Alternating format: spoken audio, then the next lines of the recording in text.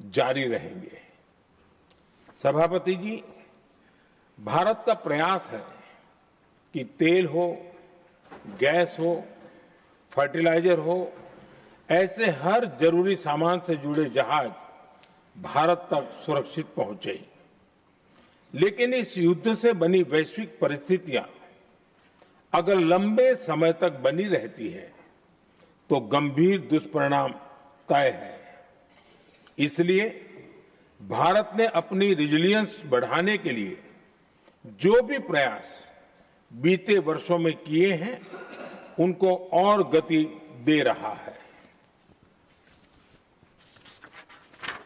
सभापति जी, कोई भी संकट हो, वो हमारे हौसलों और हमारे प्रयास दोनों की परीक्षा लेता है। देश ऐसे संकटों का बेहतर तरीके से सामना कर सके, इसके लिए बीते 11 वर्षों में निरंतर निर्णय लिए गए हैं। एनर्जी इंपोर्ट का डाइवर्सिफिकेशन ऐसे ही प्रयासों का हिस्सा है। पहले क्रूड ऑयल, एलएनजी, एलपीजी ऐसी एनर्जी जरूरतों के लिए 27 देशों से इंपोर्ट किया जाता था। वहीं आज भारत 41 देशों से एनर्जी इंपोर्ट करता है।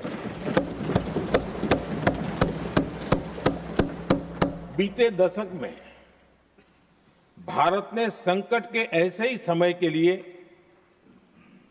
कच्चे तेल के भंडारण को भी प्राथमिकता दी है। हमारी तेल कंपनियां संकट के समय के लिए काफी मात्रा में पेट्रोल और डीजल का भंडार रखती हैं। बीते 11 वर्षों में 53 लाख मीट्रिक टन से अधिक का स्ट्रेटेजिक पेट्रोलियम रिजर्व भी डेवलप किया गया है और 65 लाख मैट्रिक टन से अधिक के रिजर्व की व्यवस्था पर देश काम कर रहा है। साथ ही बीते दशक में भारत की रिफाइनिंग कैपेसिटी भी अच्छी खासी बढ़ाई गई है। मैं आपके माध्यम से सदन को और देश को ये आश्वासन देना चाहता हूं कि भारत के पास क्रूड ऑयल के पर्याप्त स्टोरेज के और निरंतर सप्लाई की व्यवस्थाएं हैं। सभापति जी, हमारी सरकार की कोशिश है कि ईंधन के किसी एक ही स्रोत पर ज्यादा निर्भरता न रहे। सरकार घरेलू गैस सप्लाई में एलपीजी के अलावा पीएनजी पर भी बल दे रही है। बीते दशक में देश में पीएनजी कनेक्शन पर अभूतपूर्व काम हुआ है। बीते दिनों में इस काम को और तेज किया गया है। साथ ही एलपीजी के घरेलू उत्पादन को भी बड़े पैमाने पर बढ़ाने का प्रयास किया जा रहा है। सभापति जी, बीते वर्षों में सरकार का निरंतर प्रयास रहा है कि हर सेक्टर में दूसरे देशों पर निर्भरता कम से कम हो। हम ज्यादा से ज्यादा आत्मनिर्भर हो, यही एकमात्र विकल्प है। जैसे भारत का 90% से अधिक ट्रेड विदेशी जहाजों पर होता है, ये स्थिति किसी भी वैश्विक संकट में भारत की स्थिति को और भी गंभीर बना देती है। इसलिए सरकार ने मेड इन इंडिया जहाज बनाने के लिए करीब 70,000 करोड़ रुपए का अभियान शुरू किया। भारत आज ship building, ship breaking, maintenance and overhauling ऐसी हर सुविधा के निर्माण पर तेज गति से काम कर रहा है। भारत अपने डिफेंस सेक्टर को भी अधिक रेजिलिएंट बना रहा है।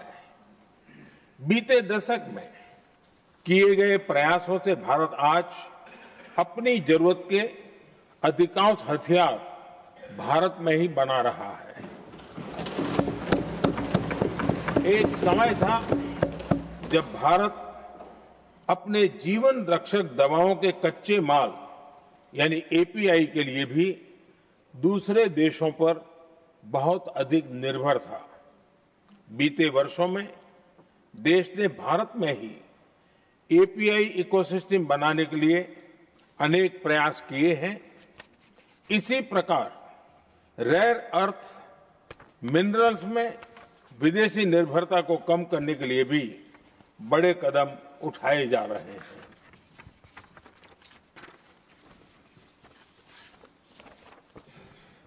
आदरणीय सभापति जी, वर्तमान संकट ने पूरी दुनिया की इकोनॉमी को हिला दिया है। अभी तक पश्चिम एशिया में जो नुकसान हुआ है उससे रिकवर होने में भी दुनिया को बहुत समय लगेगा। भारत पर इसका कम से कम दुष्प्रभाव हो, इसके लिए निरंतर प्रयास किए जा रहे हैं।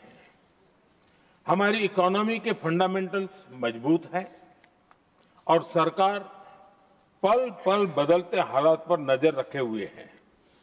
सरकार इसके शॉर्ट टर्म, मीडियम टर्म और लॉन्ग टर्म ऐसे हर प्रभाव के लिए एक रणनीति के साथ काम कर रही है। भारत सरकार ने एक इंटर मिनिस्ट्रियल ग्रुप भी बनाया है। ये ग्रुप नियमित मिलता है और हमारे इंपोर्ट एक्सपोर्ट में आने वाली हर दिक्कत का आकलन करता है और ये ग्रुप आवश्यक समाधान पर भी निरंतर काम करता रहा है। जैसे कोरोना के समय में अलग अलग सेक्टर्स की चुनौतियों से निपटने के लिए एक्सपर्ट्स और ऑफिसर्स के एम्पावर्ड ग्रुप्स बने थे, वैसे ही कल ही ऐसे 7 नए एम्पावर्ड ग्रुप्स का भी गठन किया गया है। ये group supply chain, petrol diesel, fertiliser, gas, महंगाई ऐसे विषयों पर त्वरित और दूरगामी रणनीति के तहत कार्रवाई करने का काम करेंगे। मुझे पूरा भरोसा है कि साझा प्रयासों से हम परिस्थितियों का बेहतर सामना कर पाएंगे।